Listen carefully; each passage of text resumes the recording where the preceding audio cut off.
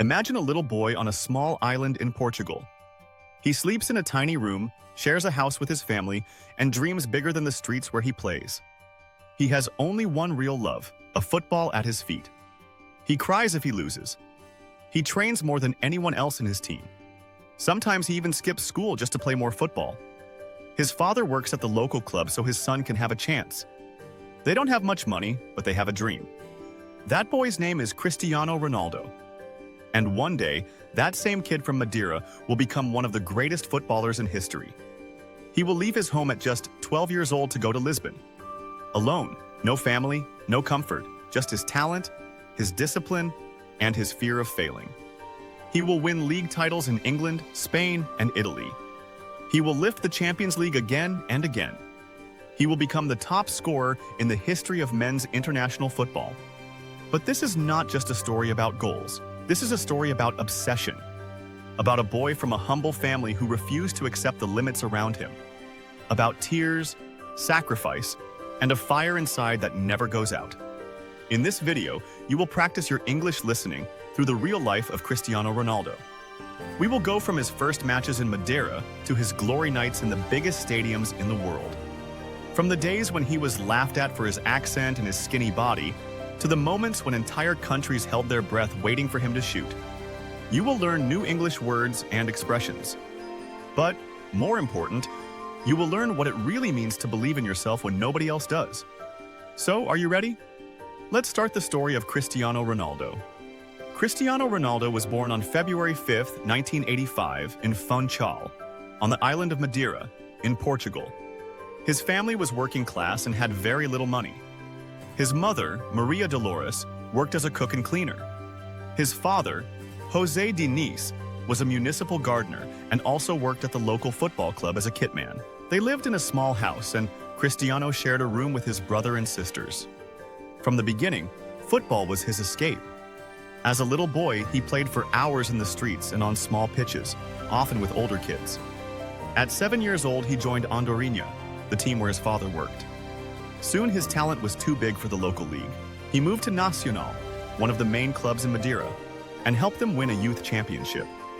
At 12 years old, Sporting Clube de Portugal invited him to join their academy in Lisbon. He left his island, his friends, and his family to chase a dream on the mainland. In Lisbon, life was not easy. He missed his home and cried a lot. Some teammates laughed at his accent and his skinny body. But on the pitch, his speed, skill, and confidence were impossible to ignore. Then, at 15, came a big scare. Doctors discovered he had a heart problem and he needed surgery. For a moment, it looked like his football career could be over before it had really started. The operation was a success, and only a few days later he was already training again. In 2002, as a teenager, Cristiano made his first team debut for Sporting. He became the only player to represent Sporting's under-16, under-17, under-18 B team, and first team all in the same season. In August 2003, Sporting played a friendly match against Manchester United in Lisbon. Cristiano destroyed United's defense with his dribbling and pace. After the game, several United players told their coach, Sir Alex Ferguson, that the club had to sign him. A few days later, the transfer became real. Cristiano Ronaldo joined Manchester United in 2003 and took the famous number 7 shirt. At first, he was a thin, flashy winger, full of tricks but sometimes with little end product. Under Ferguson, he transformed his body, his mentality, and his game. He became stronger, more efficient, and completely obsessed with scoring and winning. With Manchester United, he won 3 Premier League titles in a row. In 2008, he helped the team win the Champions League and scored 42 goals in all competitions. That same year, he won his first Ballon d'Or and was officially recognized as the best player in the world. In 2009 came a new chapter. Real Madrid signed Cristiano Ronaldo for a world record transfer fee. In Madrid, he reached an even higher level. He scored 451 goals in 438 games for Real Madrid, more than a goal per match. With Real, he won league titles, cups, and above all, the Champions League. He lifted the trophy 4 times with Madrid, in 2014, 2016, 2017, and 2018, adding to the one he had already won with Manchester United. During these years, he collected more Ballon d'Ors, golden shoes, and scoring records. His rivalry with Lionel Messi pushed both of them to historic heights. But Cristiano's story is not only about clubs.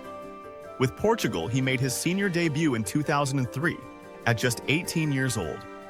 At Euro 2004, he scored his first international goal and helped Portugal reach the final, although they lost to Greece. In the following years, there were more disappointments with the national team. World Cup defeats, lost semi-finals, and painful exits from big tournaments. Still, he never stopped believing. In 2016, at the European Championship in France, everything changed. Portugal reached the final against the host nation. Cristiano was injured in the first half and had to leave the pitch in tears. From the bench, with his legs strapped, he shouted instructions and encouraged his teammates like an extra coach. Portugal won 1-0 in extra time. It was the first major trophy in the history of Portuguese football, and Cristiano lifted the cup as captain. 3 years later, in 2019, he led Portugal to win the first edition of the UEFA Nations League. In 2025, he won that tournament again, his second Nations League title with the national team.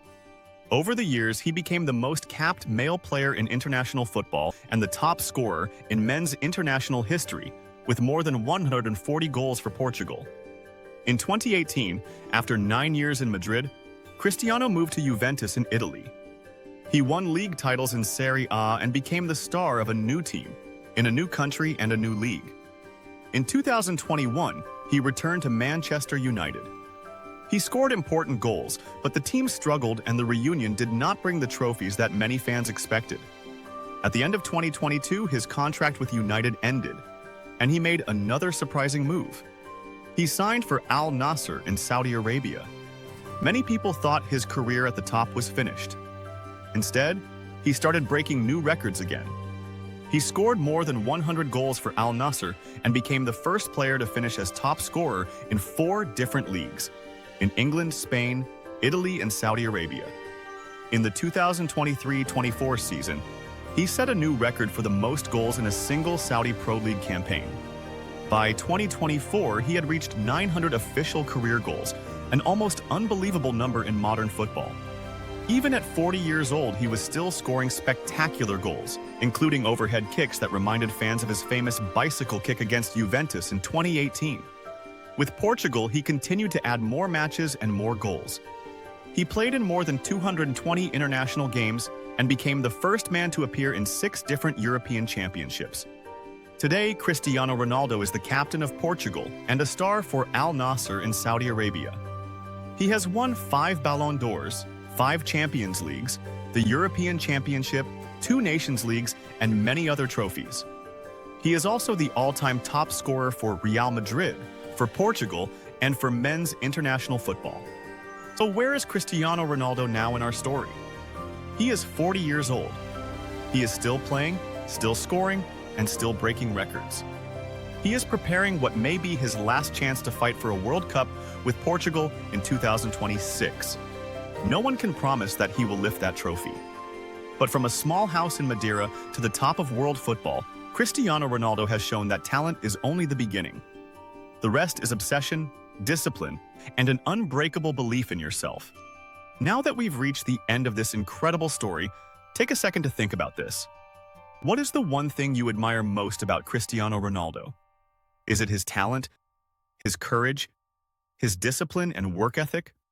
Or the way he keeps fighting year after year, even when the odds are against him? What about you?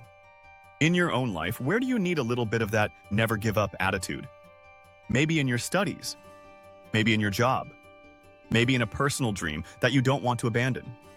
Choose one area of your life and ask yourself, if Cristiano were in my place, would he stop here or would he keep pushing? If you enjoyed this story in English, click like and subscribe to the channel. Write a comment in English telling me what you learned from Cristiano Ronaldo's journey. And of course, share this video with someone who loves football or who needs a little bit of inspiration today. Thank you for watching and see you in the next story.